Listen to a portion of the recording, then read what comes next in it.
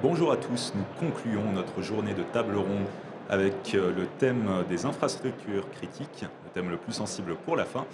Le thème est donc cybersécurité des infrastructures critiques, garantir l'avenir de nos sociétés. Et pour discuter de cela, j'accueille trois invités. Julien Dréano, responsable de la sécurité des systèmes d'information chez Framatome. Bonjour. Bonjour. Jean-Dominique Nollet, directeur cybersécurité chez Total Energy. Bonjour. Et Lilian Seigneur, directeur général des services cyber chez Thales en France. Bonjour. Merci à tous. Euh, alors, première question, puisqu'on parle d'infrastructures critiques, pardon, comment vous évaluez la criticité de vos installations, peut-être chez Total pour débuter? Peut-être chez Total pour débuter, l'évaluation de... On a plusieurs façons de travailler sur l'évaluation des risques, qui sont des méthodes plutôt internes en général, mais déjà on a des lois qui nous imposent notre criticité vis-à-vis de la société, c'est-à-dire quelle est notre criticité, nous, Total Energy, vis-à-vis de la société française, belge, luxembourgeoise, quels soient les pays. Donc on a des lois qu'on doit suivre pour ces choses-là. Et ensuite, dans nos processus métiers, nous, arriver à voir quelle est la criticité de, par exemple, le fait qu'une raffinerie puisse s'arrêter, quel est son impact sur la société, sur les logistiques qui vont arriver pour l'énergie, pour mettre de l'énergie dans les foyers des gens qu'on doit distribuer. Chez Framatome, ce sont des réflexions similaires? On a à peu près tous aujourd'hui ce type de réflexion et j'aime bien qu'on dissocie ce qui est critique de ce qui est sensible. Quelque chose peut être critique sans être sensible et inversement. Donc il faut un peu faire attention à ça et je rejoins Jean-Dominique. Aujourd'hui, il y a suffisamment de réglementation, de méthodos qui nous aident à déterminer ce qui est critique, ce qui est sensible au sein d'une organisation. Ce qui est sensible, c'est généralement le règlement qui va nous l'imposer. Ce qui est critique aussi, nous, on a les méthodologies d'analyse de risque. À un moment, toute entreprise doit piloter ses risques d'une façon ou d'une autre et via les risques, on va commencer à travailler autour des processus entreprises pour définir lesquels vont être critiques, lesquels vont être sensibles et après quelle méthodologie associée pour mettre les contre-mesures. Et vous appartenez à deux entreprises qui opèrent dans le domaine de l'énergie, donc un domaine assez sensible. C'est une vaste question, mais quels sont vos principaux défis en matière de cybersécurité aujourd'hui? Je pense que les principaux défis, c'est de nous adapter aux changements qui arrivent dans nos métiers. De plus en plus, on va digitaliser nos usines, c'est-à-dire qu'il va y avoir besoin pour optimiser à la fois la production, automatiser aussi des parties safety, c'est-à-dire sécurité physique à bord, de faire descendre des nouveaux composants dans nos systèmes. Et cette descente de composants demande des réflexions adaptées. On parle évidemment de l'intelligence artificielle, on ne peut pas avoir un journal sans qu'on parle d'IA, mais sans en faire une tarte à la crème. Il y a des usages qui sont en train de changer, sur lesquels nous, on doit adapter nos postures de cybersécurité, savoir ce qu'on ouvre comme flux, ce qu'on laisse faire par rapport à des usages qui sont complètement inoffensifs et d'essayer de détecter s'il n'y a pas des usages qui soient des usages risqués en matière de cybersécurité en disant attention là, si un pirate exploite ça, ça peut arriver dans une chaîne de processus métier et ça serait grave, donc il faut absolument le bloquer. Oui, je vais rebondir sur nos défis. Bon, j'aime bien le dire en rigolant en général à cette question-là. On essaie de survivre déjà, mais en étant sérieux, c'est un mélange. On se doit, nous les industriels, de résorber nos dettes technologiques. En fait. On a du legacy, on va y revenir après, mais c'est un vrai sujet. On doit résoudre donc, ce type de problématique, absorber toutes les nouvelles vagues technologiques. Donc, on parle de convergence IT, OT, de digitalisation des process ou d'entreprise. Donc ça, c'est une vague technologique, c'est pas unique. Il y a le cloud, il y a l'IA qui arrive. Donc il faut qu'on soit capable de gérer le passé, de gérer le futur, et tout ça avec l'équation budget constant, globalement. Donc voilà, c'est gérer ces différents axes en parallèle et sans mettre une priorité l'un sur l'autre, mais il faut tous les combler d'une façon ou d'une autre. Donc ça, c'est tous nos défis en fait, en parallèle. Monsieur Seigneur, peut-être C'est vrai qu'on doit dresser en parallèle des accélérations. Ça a été évoqué le sujet de l'IA qui est en permanence au centre des communications et des médias. Les systèmes industriels, ils ont une durée de vie qui n'est pas tout à fait la même que tout ce qu'on va trouver dans les technologies grand public. Julien a parlé de la partie dette technique. Aujourd'hui, on doit gérer ces deux fronts en parallèle, sachant que la digitalisation, elle amène aussi une convergence des systèmes industriels et des systèmes informatiques. Tout à l'heure, on a parlé des comportements ou des flux. On va avoir des équipements qui sont de plus en plus connectés, mais pour les connecter, ça veut dire qu'il y a des gens qui y ont accès. Il faut qu'on mette une vigilance accrue sur qui y a accès, pourquoi faire et quelles sont les données qui vont transiter. Juste pour rebondir et parler du cycle de vie, alors dans notre industrie nucléaire, pour la précision, notre produit c'est une centrale, cette durée de vie c'est un siècle. Donc il faut que toute l'usine et que toute l'organisation et l'entreprise travaillent de cette façon-là, c'est-à-dire 30 ans de design et de construction, 40-60 ans de production pour la centrale et après le décommissionnement. Donc, à l'instant T, nos produits c'est un siècle. Voilà. Quand dans une technologie, le cycle de vie d'une technologie c'est 7 ans. Donc on se doit de traiter le passé, de traiter le futur, c'est l'ensemble de nos défis. Et l'industrie nucléaire est particulière. L'aéronautique, c'est des cycles longs. Le nucléaire, encore plus long. Le retail, c'est des cycles hyper rapides. Ça veut dire que c'est une superposition aussi de différentes générations de systèmes d'information. Ça s'appelle de l'OT. En fait, c'est quel que soit le domaine industriel, l'OT, qui est l'informatique industrielle, a ses empilements de couches normales et légitimes, parce qu'il ne faut pas non plus. On pourrait se dire, bah tiens, la priorité est à la top cyber, on va changer tous les systèmes informatiques, mais ça ne marchera peut-être pas avec le système analogique qui est derrière. Donc il y a tout des calculs à faire, des redesigns à faire. Alors, 100 ans, et ils sont un petit peu assez normales, et c'est leur métier. Nous, on a des arrêts de tranche sur nos énergies carbonées qui sont à peu près tous les 7 ans. On a une opportunité de refaire des designs. On ne peut pas tout redesigner non plus. Hein. Juste pour prendre nos camarades du domaine médical, c'est pareil. Hein. Vous arrivez, il y a des objets qui arrivent actuellement dans certains hôpitaux ou cliniques qui sont déjà by design, déjà obsolètes. Parce que la priorité, c'est quand même la santé des gens, c'est pas forcément la cybersécurité. Donc c'est aussi des équilibres de sécurité qu'il faut savoir mener avec transparence et intelligence. Vous avez des bonnes pratiques là-dessus à partager pour réussir à... Oh bon, on se voit souvent pour partager les bonnes pratiques, nous deux, et il y a des normes. Hein. Il y a l'IEC 62440 qui guide, c'est une norme internationale, c'est pas une loi, c'est pas un texte qui s'impose, mais qui permet d'évaluer nos risques et la façon, nous par exemple, comme chez Framatome, la priorité c'est la safety, c'est-à-dire que la cybersécurité des automates de sécurité, les boutons rouges sur lesquels on va appuyer si on a un problème grave, doit fonctionner quoi qu'il se passe. Sachant qu'on a déjà, pas chez nous, hein, sur la planète, retrouvé des malwares étatiques dans le système de safety. Donc c'est des choses qui sont déjà présentes. Sachant que ça veut dire qu'en plus chaque secteur d'activité, on a évoqué le domaine de la santé, a en plus de la partie cyberprotection, la réglementation qu'on doit observer dans le cadre cyber, ont aussi des réglementations dans leur propre secteur, dans leur propre métier. On parlait de la santé, un medical device, il a suivi un processus d'homologation, de certification. Ça veut dire que si on veut modifier à l'intérieur pour le rendre par exemple plus sécurisé, ça voudrait dire que le constructeur il doit recertifier son produit. Aujourd'hui, ça prend déjà un temps certain par exemple de fabriquer un produit de santé. Alors c'est pour ça que quand il arrive sur le marché, parfois, il a déjà des technologies qui existent qui sont plus novatrices. Oui, mais ces technologies-là, elles ne peuvent pas être intégrées telles quelles. Il faut repasser un processus. Donc il faut aussi qu'on garantisse bien l'objectif de chaque secteur d'activité, de produire de l'énergie, de soigner des personnes. Donc il faut aussi faire attention à l'évolution trop rapide des technologies. Il faut qu'elles ne soient pas au détriment aujourd'hui de l'usage. En fait, on revient au sujet de quel est l'usage de ce qu'on veut proposer sur le marché. Et une autre particularité de vos entreprises, c'est que vous travaillez avec des réseaux de sous-traitants quand même assez vastes, éclatés à l'international. On a vu à l'étranger que ça pouvait être une source de vulnérabilité parfois. Comment vous faites pour intégrer cette chaîne de sous-traitance dans vos efforts en matière de cybersécurité?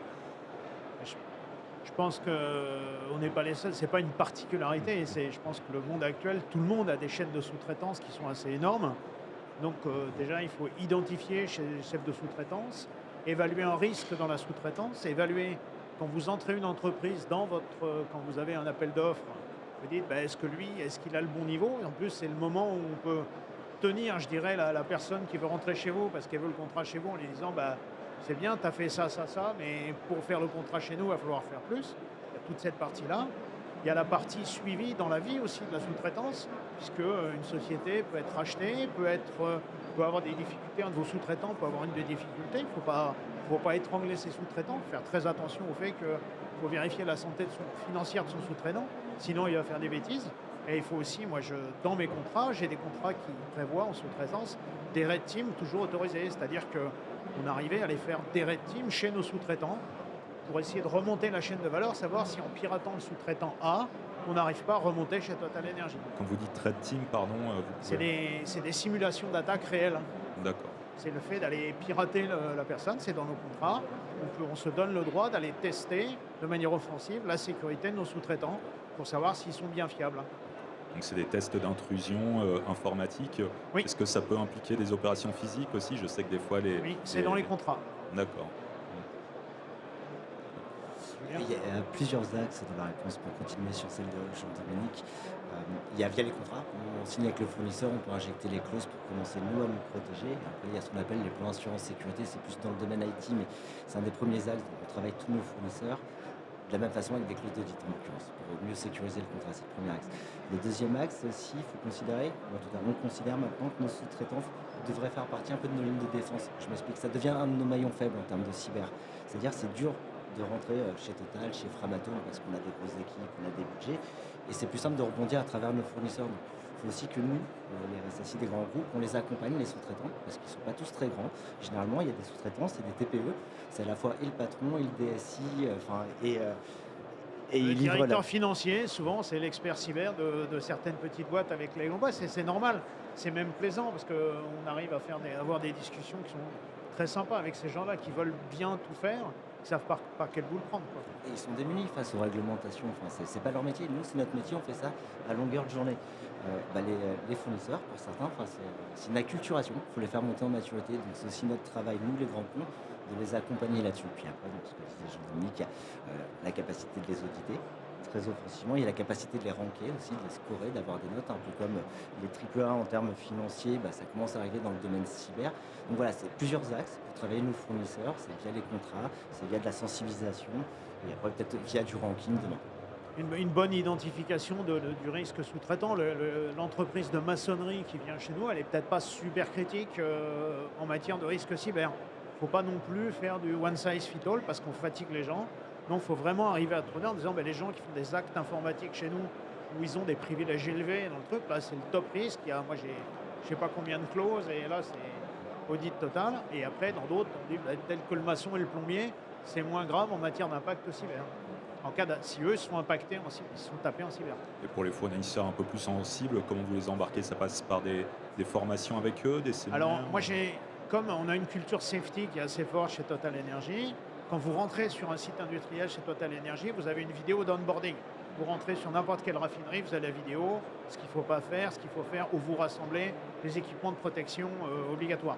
On a la même chose en matière cyber, c'est-à-dire qu'un sous-traitant qui vient faire des actes informatiques chez nous, on a une vidéo d'onboarding avec des questions derrière dans laquelle on va lui dire chez Total Energy, tes clés, tu les stockes dans un key vault de tel moyen. Si tu es dans le cloud, tu fais comme ça. Pour accéder à des VPN, tu ne mets pas de clé de VPN sur ton OneDrive. Des choses qu'on répète qui sont de l'hygiène, mais surtout adaptées à la façon de comment on fait de la cyber chez Total Energy.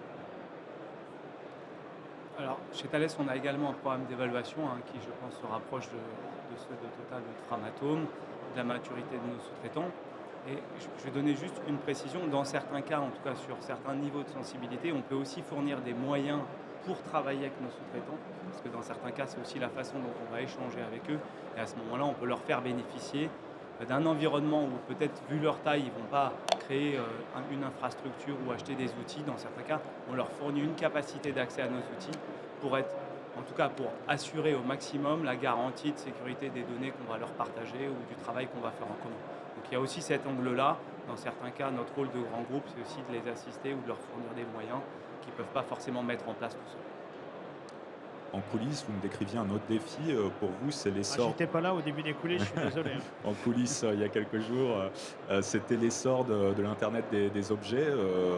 Ouais. En quoi ça crée de nouveaux défis en termes de cybersécurité? C'est pas si nouveau, mais c'est des choses très intéressantes. C'est-à-dire qu'on va avoir de plus en plus des sites industriels qui vont essayer d'optimiser leur fonctionnement de safety aussi, sur des usages de systèmes fondés sur des capteurs ou des actionneurs avec des systèmes LoRa, avec des protocoles un peu identifiés avec de la 5G. Donc ça paraît super bien quand on va voir la boîte localement, le directeur d'usine, il voit son PNL, il dit je vais gagner tant de millions dans l'année parce que je vais faire ça. Après, il faut que nous, on puisse regarder en centrale en disant très bien, mais pour te sécuriser, il faut faire ça, ça, ça et ça. Donc nous, on se fonde sur des use cases. On essaie d'avoir toujours des use cases qui viennent du terrain en disant telle usine a eu tel besoin, mais on ne savait pas comment faire. Et je dirais qu'on généralise le use case et les gens peuvent venir les chercher en disant ben, tu peux acheter dans certains cas, on leur dit vous pouvez acheter la techno que vous voulez, par contre dans d'autres non, il n'y a que telle et telle techno qui nous paraît suffisamment stable, tel protocole et telle manière de le déployer. C'est un des défis, l'IoT, mais en fait, c'est amené par la convergence IT-OT. Donc ça, c'est un premier point. Le deuxième point, c'est l'IoT, moi j'appelle ça du shadow OT. C'est toute l'informatique industrielle métier qui est cachée de la DSI, qui est achetée dans notre dos, dont on n'a pas conscience. On en avait déjà avant hein, sur les secteurs IT, à titre d'exemple. Généralement, un site web acheté par la communication, si nous, on ne connaît pas la DSI, on ne sait pas le protéger. Voilà, ça c'est du shadow, il y a du shadow IT, du shadow OT et il y a du shadow AI. Maintenant, les IA, elles rentrent dans l'entreprise, on n'a pas la visibilité là-dessus. Et l'IoT, l'usage n'est pas très nouveau, c'est des technologies assez anciennes, il y a LoRa, il y a le 5G, enfin, c'est récent, mais c'est vrai que ça rentre partout dans nos usines sans forcément qu'on soit au courant. Donc c'est là où je rejoins Jean-Dominique, c'est on ne sait pas le protéger si on n'en a pas connaissance. Et ça ouvre toutes nos usines un peu dans notre dos, parce que ça ouvre des communications vers l'extérieur, sur les réseaux, sur Internet. Et nous, c'est notre rôle également de protéger l'usine. Donc c'est ça notre défi, c'est de mieux travailler avec nos métiers, mieux les éduquer et refaire notre rôle de DSI, c'est-à-dire qu'on doit les accompagner sur ce type de technologie et de projet. Dans l'actualité, on voit aussi qu'il y a une pression réglementaire de plus en plus forte sur les infrastructures critiques en matière cyber.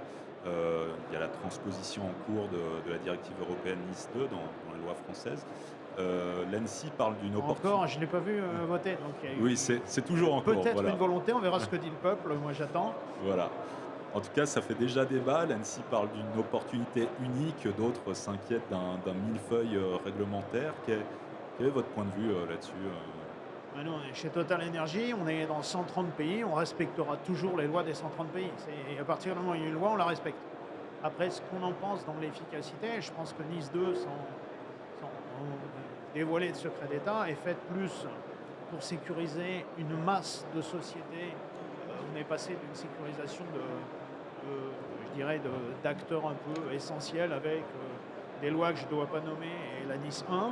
La NIS 2, c'est de la sécurisation de masse où les entreprises de taille intermédiaire, les grosses sociétés, sont soumises à une sécurisation de base. Moi, je n'attends pas que la NIS 2 me permette de faire de la nouvelle sécurité. S'il y a une mesure dans NIS 2 que je n'avais pas mise en œuvre, j'en serais triste. C'est que je n'aurais pas fait mon travail avant de sécurisation. Je pense qu'aujourd'hui, en tout cas en tant que grand groupe, et du coup je parlerai juste pour Thales en tant que grand groupe, il y a déjà un certain nombre de choses sur lesquelles on a été préparé, hein, parce que notamment à travers la LPM et d'autres réglementations qui ont déjà été évoquées. En tant que grand groupe, il y a déjà des choses qu'on a faites. Aujourd'hui, voilà, il y a des choses qui vont continuer à évoluer, c'est à nous de nous conformer, c'est à nous de nous organiser pour. Maintenant, en tout cas pour un certain nombre de structures, on est arrivé à un niveau de maturité où on sait adresser ces éléments réglementaires. Il y a peut-être d'autres structures aujourd'hui qui vont devoir faire un effort plus conséquent, mais en attendant de voir ce qui sera. Il y a quoi? Il y a 3 pays qui l'ont sorti, je crois, en Europe pour l'instant. Belgique, Italie, et je sais plus. Donc malgré cette incertitude-là, on a déjà des réglementations qui assurent Enfin, chaque pays, je rappelle que Oui. le système fait que chaque pays fait ses propres règles, Déclinaisons. déclinaisons de réglementation. Voilà. Donc, pour un directeur cybersécurité, c'est toujours des. Voilà, ça fait des tableaux Excel avec beaucoup d'entrées. Et parlons un peu des chantiers d'avenir. Chez Thales, on fait face à des systèmes embarqués de plus en plus connectés. Comment vous gérez ça? Quels sont les défis liés à ça? Aujourd'hui, on l'a évoqué tout à l'heure, on revient aussi sur le sujet de l'IoT, parce qu'en fait, le sujet, c'est l'intercommunication entre des systèmes qui sont plus ou moins autonomes, plus ou moins embarqués. Donc, il faut qu'on renforce, et on a déjà ces capacités au sein du groupe, on renforce en fait notre capacité pour pouvoir mettre en œuvre ces éléments de sécurité dans les produits. Donc c'est un complément. Il y a le sujet de l'IT, donc c'est les systèmes d'information des entreprises, le système de l'OT pour les éléments de production, les systèmes industriels qui produisent, mais il y a aussi la façon dont on protège les produits qui sont aujourd'hui déployés pour nos clients. Donc ça, aujourd'hui, on a l'ensemble des compétences pour le faire. C'est une question entre guillemets, d'hygiène et de gouvernance. Voilà, on n'a pas de point particulier sur ces éléments embarqués. Il faut juste qu'on y fasse attention. En toile de fond, on a aussi beaucoup parlé de l'intelligence artificielle. Est-ce que c'est une source, j'imagine que c'est une source de nouvelles menaces. Comment vous faites pour, Alors, comment vous réagissez je pense que l'intelligence artificielle, il y a plusieurs sujets qui sont évoqués. Il y a la gouvernance de l'utilisation de l'intelligence artificielle dans les structures, dans l'organisation à travers nos personnels. Et en effet, il faut qu'on puisse maîtriser. Donc là, il y a des initiatives qui sont pilotées par le groupe pour mettre à disposition des employés dans un certain nombre de cadres. Puisqu'après, il y a une question de pour faire quoi, dans quel type d'environnement, avec quel type de confidentialité. Donc on doit mettre des solutions qui sont adaptées aux besoins et à l'exposition des données qu'on veut intégrer. Dans certains cas, en tout cas chez Thales, on a des systèmes suffisamment sensibles pour qu'on puisse développer nous-mêmes les modèles dans nos environnements, avec des partenariats, je ne vais pas nommer de structure, mais on fait des partenariats pour pouvoir nous-mêmes entraîner les modèles avec nos propres données, puisque ces données sont suffisamment confidentielles. Il y a ensuite l'utilisation de l'intelligence artificielle pour faire de la cybersécurité.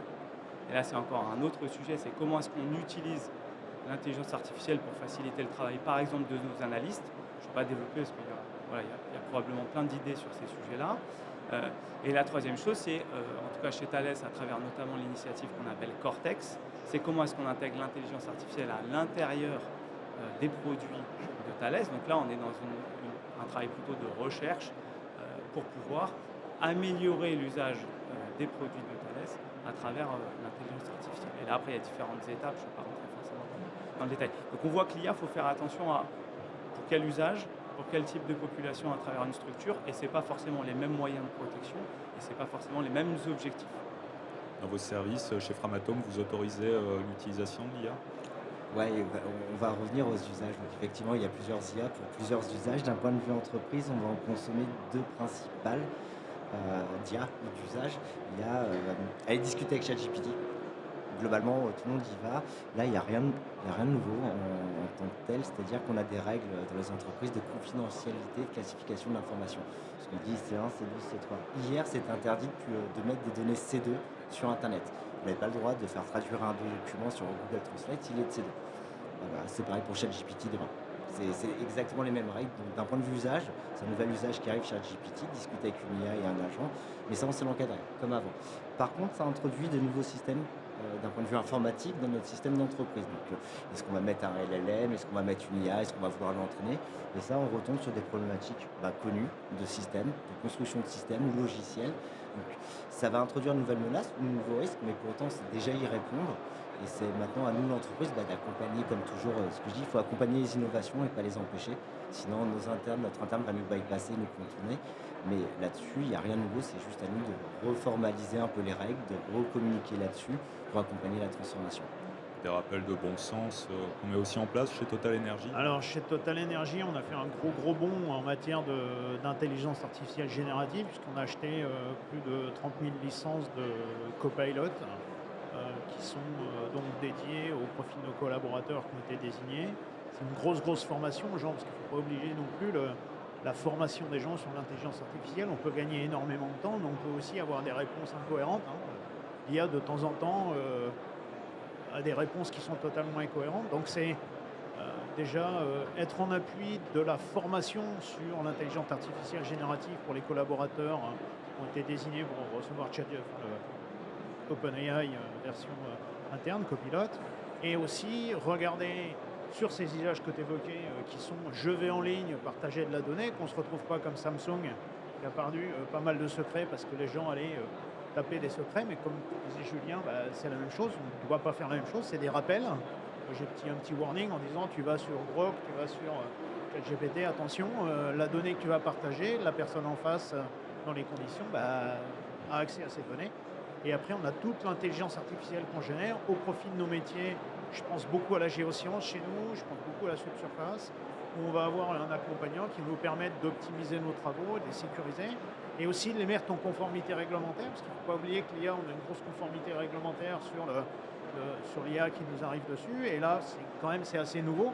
Donc autant en cyber, on peut faire les malins parce qu'on connaît, autant en IA, il faut regarder un petit peu plus dans la loupe, les IA interdites, les IA au risque, les IA avec une surveillance particulière.